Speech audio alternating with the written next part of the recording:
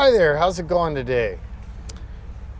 On ICON today, we are going to test drive ICON BR number 29. This truck came out really nice.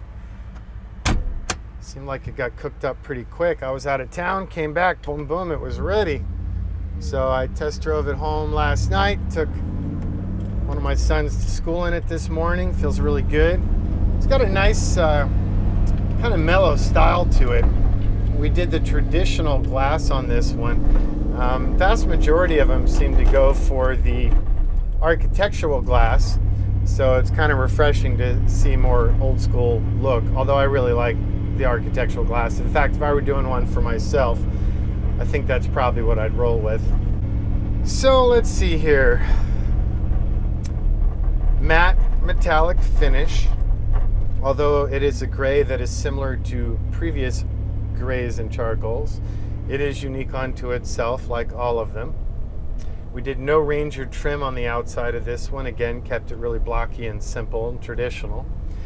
We're running the Coyote 5-liter aluminum fuel-injected V8 as found in the current production Mustang GT. Great motor, tons of attitude, good torque band. Behind that, we have the Ace & Warner AX15 5-speed tranny. Sometimes people comment, why do you use that tranny? Everyone's like, why don't you use the new Venture 4500? The new Venture 4500 feels like a UPS truck. And they're stupid large, gnarly long shift gates, and they're not that great. They're strong. That's really about all I think they have going for them.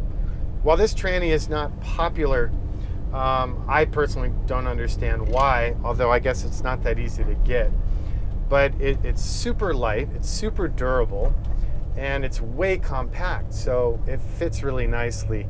When we first started using it, it was a bit of a hassle because we had to work to design the physical adapters and clutches needed to run it. Again, because people hadn't really been using it that much, but our buddies at Advanced Adapters were really helpy with that.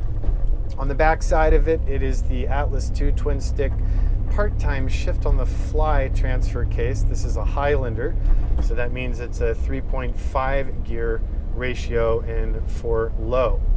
It's a twin stick control, which is cool. Gives you control over the front and rear axle independent of one another. But for those of you that are thinking what happens when you put it in front high and rear low, well, you'd break stuff. Fortunately, the mechanical shift gate is designed to prohibit such transgressions. Axles are the Dynatrac Dana-based assemblies, so that's the Dana 60 Pro Rock high pinion in the rear, and the 44 in the front with fine spline internals and superior axles. The center of those diffs, we're running the lovely ARB locking differentials with a dedicated air compressor. And on the outboard ends, we're running the ICON Sport Brakes designed by Brembo. Killer system, love it. We're running the new ICON forged aluminum wheels.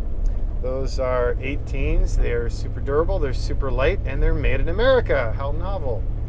BF Goodrich all-terrains, hitting the road, the new generation obviously. And then let's see, what else on the outside? We have the AMP Research Power Step option. We have the Warren winch with Viking and ARB recovery gear and Viking synthetic rope. The auxiliary LED lighting in the front as well as the rear. That rear one is tied directly to the transmission reverse gear gate. And there's also a toggle switch under the dash if you care to excite the hair follicles of those pesky tailgaters. On the inside, we are running a fairly unique interior. We did it all in the Parabellum Collection's bison hide.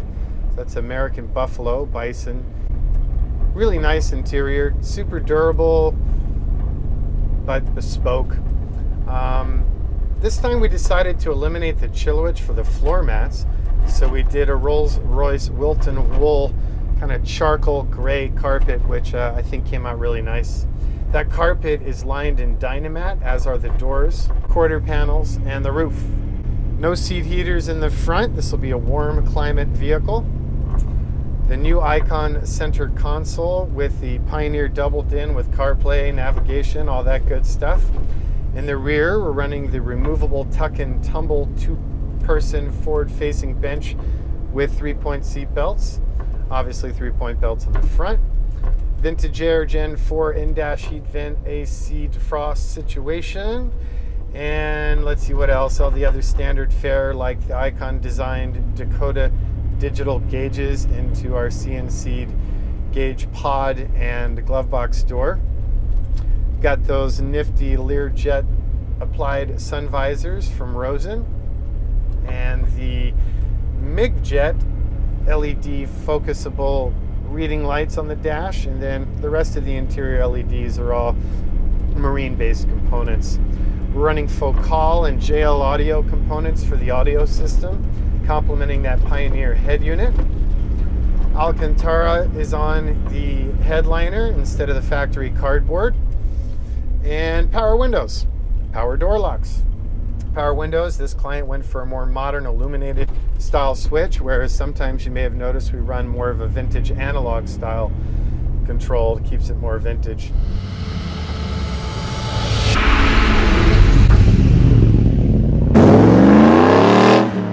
We bison wrapped the armrests and the lower door panel and cargo panels. The rest of them are laser cut stainless with a powder coated aluminum trim.